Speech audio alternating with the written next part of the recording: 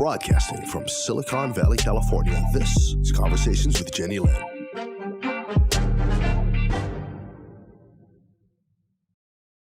You're watching Conversations with Jennylyn, and as I continue my COVID-19 World Interview Series, I would be remiss if I did not include the beautiful island of the Bahamas. And the handsome gentleman sitting across from me this afternoon is Edison Sumner. He is a commercial diplomat and founder and principal at Sumner Strategic Partners. Thank you so much, Edison, and welcome to Conversations with Jennylyn. Thank you, Jennylyn. It's an absolute pleasure to be with you today, so thank you so much. Well, I just want you to know you're the first Bahamian I'm interviewing for this series, and I'm thrilled that it's you, because looking at all the accomplishments that you have accomplished over the years, it tells me you have lots of fascinating stories and information to share with us. So tell me about your work as a commercial diplomat. Well, my work really started when I served as the CEO for the Bahamas Chamber of Commerce and Employers Confederation. And prior to that, I've been involved in a number of private sector enterprises, entrepreneurial ventures throughout the country. I started my consultancy firm in 2018 after having left the chamber as its CEO. And the work of a diplomat, of a commercial diplomat, really is about tying the ends together, connecting the dots for people.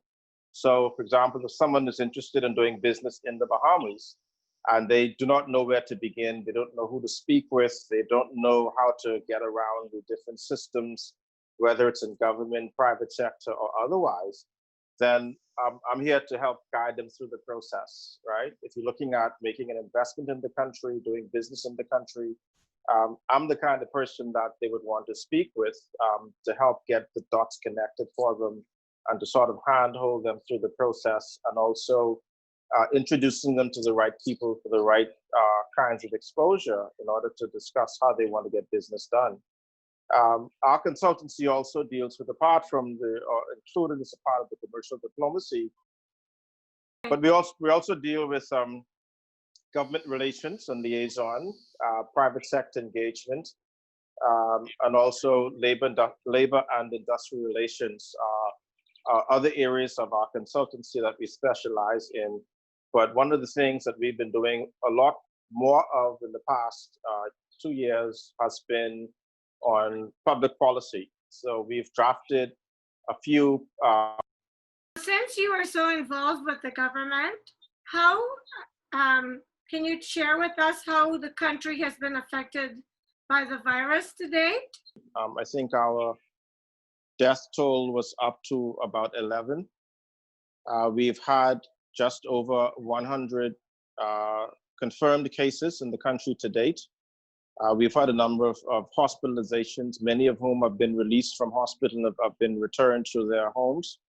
The government has in place a very robust quarantine system in place so that persons who present with any positive cases of COVID are required either to be in self-quarantine or they are directed to one of the government facilities, medical facilities, where they are held in quarantine until such time as the symptoms dissipate and they're given a clean bill of health. There are ongoing monitoring, of course, of the systems by the healthcare professionals in the country and the government in the country to ensure that we are maintaining all of the medical protocols, social distancing, sanitizing areas that we live and work or that we would visit from time to time. Being sure that we keep the hygiene at the highest level possible.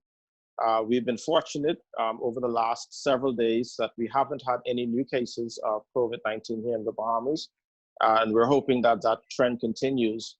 But the health professionals are doing, I think, an extraordinary job in keeping the Bahamas as a healthy place and keeping the incidence and the spread of this virus at a very minimum. So to that degree, we're very grateful. there is a lot of work left to be done. And there are a number of people, organizations, committees, boards, etc., that have been assembled to look at finding ways that we are going to work towards an economic recovery program and system for the country post COVID-19. Sounds like you guys have done a great job with managing it. Have your citizens been very cooperative? Because here in the US, a lot of people still believe this is a conspiracy and that the lockdown is deliberate to affect the economy and to make things worse than they were or than they should be. Do you get that feel from the people in the Bahamas? No, not at all. The people here in this country have been very accommodating, very receptive to, even though that, at the beginning, we all were on board that this is something that was necessary. We have also been put under curfew. We've been put under national lockdown for weekends at a time. But I think the general sentiment in the country is that the process was necessary for us to be able to beat this thing and to get back to a healthier society. Businesses have been impacted. Individuals have been impacted. The government has been impacted. Revenue streams have been impacted. But it's a matter of deciding how do we balance the two between looking after a healthy and well society and also being able to bolster up and maintain the activities in the economy. So it's not an easy undertaking by any stretch of the imagination. But generally, the public has been very receptive to the government's plans and to their actions. Of course, after a while, people begin to get some level of cabin fever. So they want to get out and about. They want to move around and get back to life as normal. So there's some anxiety there. But I think that we are hopefully now approaching the end of that road. The government is systematically reopening aspects of the economy, giving people more opportunity now to get out, to socialize, to exercise, go to the stores. Some businesses have reopened, so persons are allowed to go back to work. But in any instance, we're all being cautioned to always exercise social distancing, exercise good hygiene, exercise good sanitizing measures in our homes, in the workplace, in food stores and other public places. So but I think generally speaking, society has been very supportive of the government's move to try to do what it can to protect their citizens and residents within the country. And as you can imagine, the Bahamas is a massive place as far as our land mass. We've got, over 700 islands. 35 or so of those are inhabited that the government needs to manage.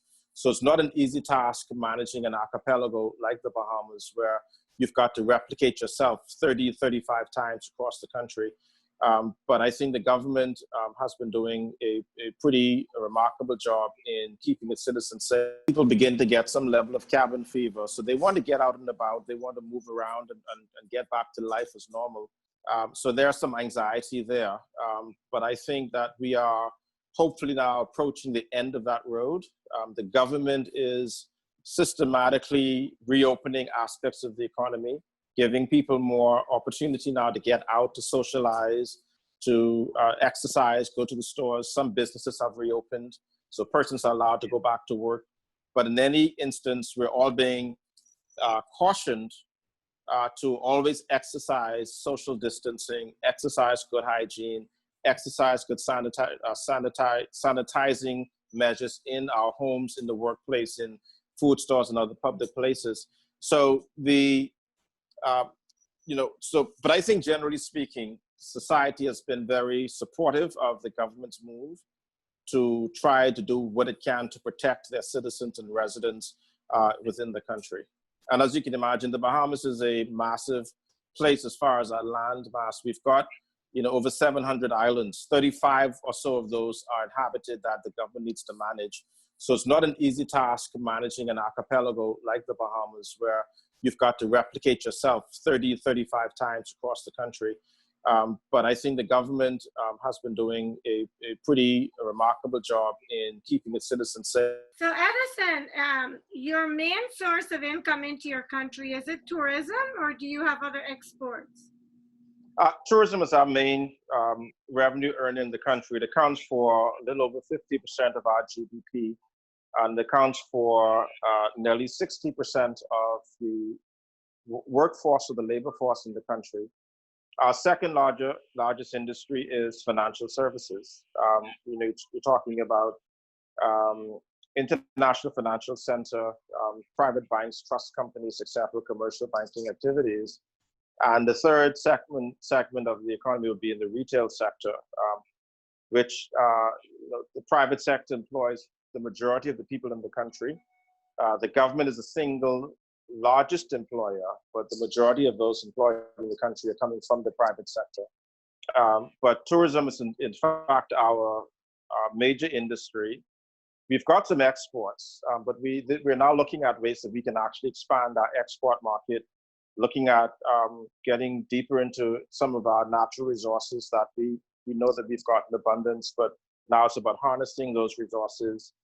We're looking at developing some new industries in the country that are going to be largely centered around manufacturing and also technology.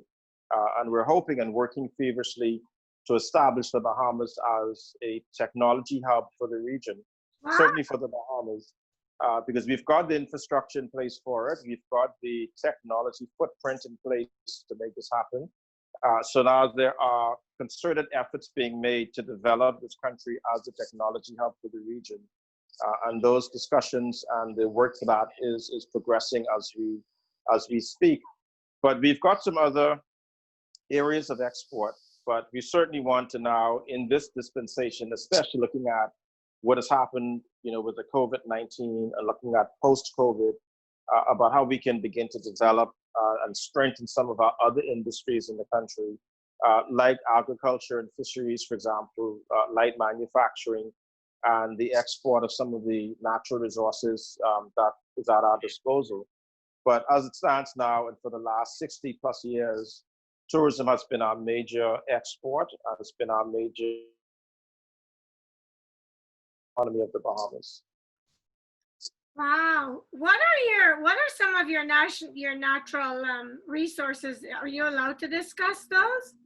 Well, I mean, you think of it, salt is perhaps one of our biggest exports. We've got a company, salt, sea salt. I did not know that.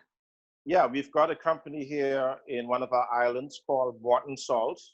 They export salt all over the world, and you will see their salt on shelves all across the United States, Europe, and other places.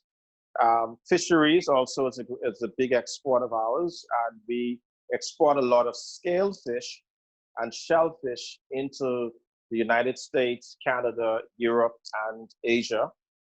So that has been a major exporter of ours as well. In the past, the Bahamas was known for exporting commodities like sponge. We had a large sponging industry. What? In the sponge, like sponges. Oh, really? Yeah.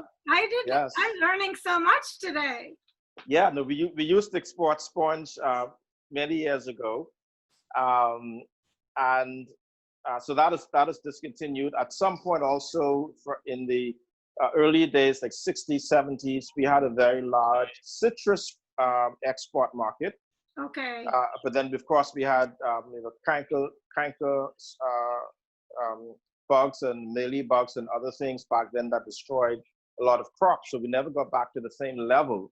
But the country is now paying a lot of attention again to agriculture, to the degree that we established an institution called the Bahamas Agricultural and Marine Resources Institute, which is an institute that is there to sort of teach the science of agriculture and marine sciences, but it's also there to begin to enhance our local production of produce. And we're finding out now, even coming out of this COVID-19 situation, that there are a lot of people now who have had this renewed burst of interest and energy in agriculture.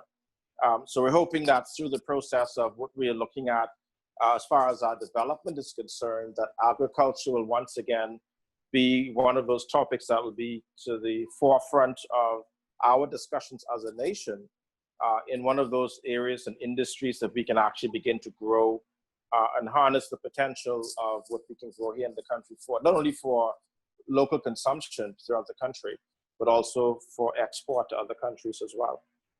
Wow, that's I mean, I was not aware of the sponge or the salt. Really? So I But get, you know, but let me tell you something else. That another little known fact about the Bahamas, in my view, it's one of the most beautiful places on the earth, right? that better be your view. Mine and 7 million other people, because that's the average number of person Oh, that we really? welcome I've to our never country every year. visited. You need to come and I visit us am. in the Bahamas. I am Please going do. to. Yes. Yeah, we have, for a nation our size, we've got a little over 400,000 people in this country that is spread across all of these islands. But of the 400,000+ people in the country, we welcome in excess of 7 million visitors to our country every year. So imagine that, right? That a country small as we are, bringing in that many people into the country to visit us every year as tourists and as business people coming in to do business. But one of the other little known facts about the Bahamas is that we were also known to be a boat building country. We built sailing sloops and other kinds of vessels. And some of those artists and builders who built those, some of that craft has been passed down to generations. So we're still regarded as being one of the boat building capitals really in this hemisphere when it comes to building, sailing sloops and some of the smaller vessels for personal use. So we are the country is filled with a lot of innovative people, a lot of hardworking people, a lot of ingenuity goes into what we do in the country. And I think that, given the opportunity for these artists and these builders and these innovators to be able to express themselves and to enhance their talents and to enhance their market access, that the Bahamas is really growing to become a fantastic place, not only to live and to visit, but a fantastic place to work, to develop, to explore, to imagine, to innovate, to be creative. And we are developing this as that kind of a place for people to come who want to explore their creative sides and putting the environments in place to cause that to happen. Well, congratulations. Very impressive. Now I'm really anxious to visit the Bahamas. Yeah, look forward to having you. So now you are the founder of a strategic partners group. What does that group do? Sumner Strategic Partners is a commercial diplomacy firm that specializes in what I call commercial diplomacy. Commercial diplomacy essentially is being able to facilitate the needs of our clients, right? So if you think of a diplomat is there to represent the interest of his or her country. Yeah. They're there to discuss and to negotiate trade deals and cooperation and collaboration between the host country and the home country.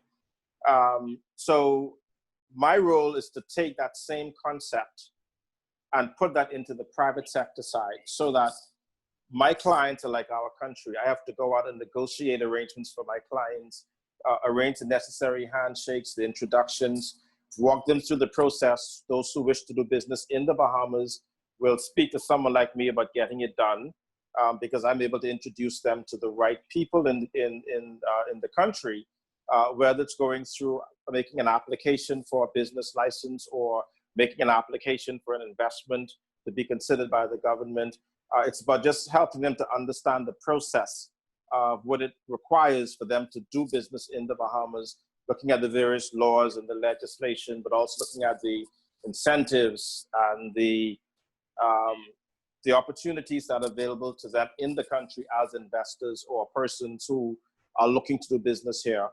We also specialize in government relations, right? So if you need to access any aspect of government agencies or departments, we're there to help guide you in the right direction. Here, here's the right ministry that you need to speak with, the right department you need to speak with to get something done. We also specialize in private sector engagements, meaning that if you are interested in doing business in the Bahamas, even if you are a Bahamian and you are in the country, but you do not know how to navigate through the system of getting business done, and you need to connect with people in the private sector, then we are there to also introduce you to the right people in the private sector to discuss whether it's getting business done on aspects like dealing with policy, where the government needs to speak to people in the private sector or the business community. They will do so through, say, the Chamber of Commerce that I had the privilege of leading for 6 years as the CEO. Or they'll speak to people like me as well to support the work of the Chamber and other organizations where they need to speak with the private sector and they need someone with my skill sets to do so. So they will speak to me, I will speak to the private sector, whether it's doing public policy papers, surveys, introducing a new initiative that the government wants to introduce to the country. Then they would ask someone with my skill sets to assist them in getting that work done. Which leads to one of the, and we also do a lot of work with labor and industrial relations. So anyone who has issues in the labor markets, and we've done a lot of work in this area, we would work with them because we've worked with the government, we've worked with International Labor Organization and other private sector enterprises when it comes to dealing with labor and industrial relations matters, whether it is to understand the rights of the worker or the rights of the employer, whether it's understanding what's actually in the labor laws, then those are things that we specialize in. What we've been doing for the last year and a half or so has been a lot of work on private sector engagement, but also on public policy. So I've drafted in the last several years, year and a half or so, 3 significant pieces of work in collaboration with the government as a consultant. One of them was to look at the implementation of a national productivity council for the Bahamas, and that work has been turned in. We also drafted the policy framework for the national policy for the child protection or child labor policy. Yeah. And we've done that in partnership with the International Labor Organization and the National Tripartite Council of the Bahamas. And most recently, in the last several weeks, we've presented a work on the establishment of the national policy for e-commerce and digitization for the Bahamas. And that came up especially as a result of Covid-19. But it's something that we are pushing towards, especially as we talk about developing the Bahamas as a significant technology hub for the region. So those are the areas that we specialize in. So if you're interested in coming into the Bahamas to do business, to invest, to connect with the right people, etc., then I'm the kind of person that you'd want to get it done. He's your go-to guy. I'm the guy. You know, it's very impressive what you're doing. And I think because of your involvement with the government, it's such a great resource in terms of keeping us informed and educated. As someone who's involved in that, on that level with making policies and stuff for the country, how do you see the country changing as a result of COVID-19, if at all? Well, I think the country has to change, and we have been changing. And the change is not something that we had planned. The change is something that we, like others, are being forced into because of what we're facing as a country, as a region, in fact. Yeah. So going forward, I think we're going to see that there is going to be a lot more engagement with the digital economy. A lot of work is going to be done now on how do we begin to do a lot of the work that we have been doing, but now doing it online or implementing digital strategies or e-commerce strategies in order to get business done. It's going to be about how do we reimagine how we have been promoting and building our tourism product, right? Because now even with the tourism sector, because tourists weren't coming in because the ports were closed, the airports are closed, the marine ports have been closed. It's now going to be about, is there going to be an idea of going back to normal? Because we've been hearing now that we've been coming into a new normal. And the new normal is that we cannot be doing business tomorrow the way we did business yesterday. Because by happenstance, we are just now having to change how we do business. We are looking at improving a lot of the services. And one of the things that was very interesting in this whole time during this COVID-19 period was that we're seeing that there has been a tremendous increase in the level of efficiency in not only in public service operations, but in the private sector side as well, because you're not relying on the traditional surroundings of an office to get things done. So for the last 10 to 12 weeks, the majority of us have been working from home, right? And so when you did you say that the efficiency increased? Yes, there has been an increase. The opposite happened here. No, we've seen an increase in efficiency because imagine this, that you don't have 1,001 things to do around the office, where because you're working away from the office, many people are working at home or some other remote location away from the office. Yeah. So you're now able to focus more on the things that are actually important, focus more on the things that are given priority.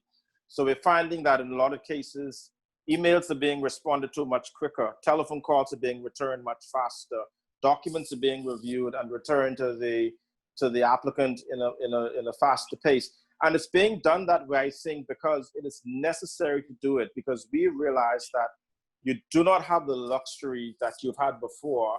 And people are beginning to realize now that we are operating in an era where if you do not perform and you do not function, that you could become a casualty of the environment of what's happening around you. So, and also given the fact that because of the economic shutdown that's happened really all over the world, a lot of people have lost their jobs. They have been either laid off or terminated, or businesses have closed. So those who are still employed are now being more assertive in the way we do business, because we don't want to become a casualty. We want to give our employees every reason not to terminate us. So the way that you get it done is to improve your level of proficiency, improve your level of productivity, improve your level of efficiency and output. So because of that, there has almost been a natural inclination for us to become more aware of how we produce our work and become more productive and produce better quality of what we've been doing in the past. Because yes, what's going to happen? When the markets reopen, not only in the Bahamas, and we're seeing steady reopening now systematically by the government, but when the markets reopen around the world, everybody's now going to be going to compete for the job that you had, right? Because we thought, of course, before that people thought that they were indispensable. Now we're finding that you're not really indispensable. And then employers are beginning to realize that they can actually perform better with fewer people. Because if you had a staff complement, for example, of 100 people employed pre-COVID, and because of it, you had to lay some people off, you've got people now working from home, so your staff complement has decreased. But because of the decrease in the staff complement, we are seeing that the people who remain on the job now have to now perform multitask, and their level of efficiency has gone up. So the other challenge that we're going to face, not only here, but regionally as well, is that when we do reopen our offices, when we reopen our businesses, how many of the people who we had employed before are going to still remain relevant to the new environment that we're working in? If I can do what I've been doing with 25% of the staff that I had before, apart from having a social conscience, why am I going to hire all these people again when I can do the same thing or better with fewer people? And that's why I said that it's going to be important for us to demonstrate and to make it difficult for anyone to terminate us, right? And to make it hard for them to let us go because of the value we bring to our organizations, the value we bring to our enterprises, the value we bring to the processes that we employ within our organizations or within the country. So yes, there is going to be a new normal. There are going to be some new protocols that we've got to abide by. There are going to be some new industries that are going to be birthed out of this crisis. There will be some casualties, as we've seen. So there are some businesses who did not survive and will not survive COVID, unfortunately. But it also puts us in a place where we become more innovative now in our thinking. That if you were running a certain kind of business before and it did not survive this COVID dispensation, then how do we reimagine, re-engage those businesses with a new twist, something that is innovative, that will cause us to become relevant again, that will attract customers and clients back to our enterprises. And now you're finding also that there are some people in certain professions who are determining that, well, perhaps I'll use my training, my academic education, my experience now to actually start doing business for myself on my own. So rather than going back into a structured work environment, there are a lot of people now who've actually talked about establishing their own small businesses, whether they are consultancies, online retail outlets, and looking at other kinds of businesses. But this whole thing is now giving rise to a lot of new entrepreneurs, a lot of new industries that are going to be developed out of this COVID crisis. I am so impressed. I'm ready to go get a ticket and come to the Bahamas. We are out of time whenever I'm doing this, and it's so fascinating to hear everything that's going on. Our time flies by. Yeah. I congratulate your country and you, and you're a very well-informed Bahamian. I'm smarter for this conversation. And I thank you so very much. Even though we had some technical difficulties, this was a great interview. Well, thank you very much, Jennylyn. I appreciate the opportunity to speak with you and your audience. I look forward to welcoming you to the Bahamas one day. We are intending to open our borders again somewhere around the 1st or so of July. So the tourism industry is reopening, the hotels are reopening, businesses are beginning to reopen. And hopefully when all this settles, then I'll be hopefully receiving you into my country as one of my visitors. Trust me, when I decide to come, you're the first person that's getting a phone call. I look forward to that call. Thank you so very much, and enjoy your evening. And thank you very much. You're welcome. I thank you so much for watching Conversations with Jennylyn. When a conversation is all you need to be inspired, like Edison just inspired us all and encouraged us. I'm sure you guys are feeling like me, ready to get a ticket and head down to the Bahamas. So thank you so much again, and I will see you next time.